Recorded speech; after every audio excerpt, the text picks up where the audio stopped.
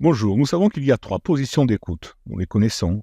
Quand nous nous mettons à la place de la personne qui nous écoute, quand nous sommes à notre place et quand nous nous mettons à la place de quelqu'un qui nous observerait éventuellement. On pourrait dire le regard du témoin. Mais ça existe aussi pour nos pensées. Nous pouvons nous mettre à la place, notre place. Nous regardons nos pensées avec nos tempéraments, nos caractères. Et puis le regard du témoin. Nous nous mettons à la place de quelqu'un d'autre qui serait plus neutre, qui pourrait ne pas s'identifier, qui aurait quand même un regard bienveillant, qui regarde passer des images, des mots et des jugements sans les retenir ni les repousser. C'est une forme d'attention détachée mais présente, qui permet de désactiver l'automatisme cognitif et de retrouver un espace intérieur. C'est quoi les caractéristiques essentielles?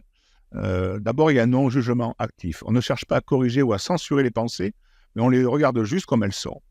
Une désidentification douce. On comprend que je pense n'est pas forcément je suis cette pensée.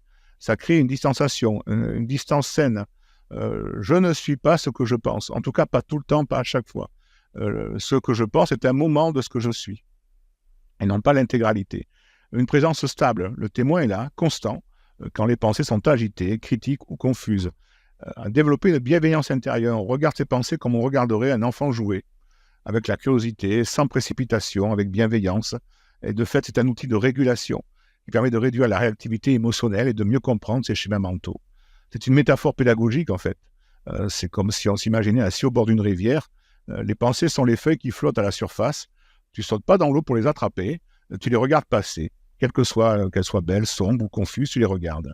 L'objectif pédagogique est clair. L'observation des pensées n'est pas une performance, mais c'est un entraînement à la présence lucide.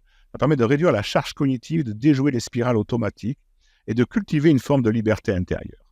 Très très bonne journée à tous et à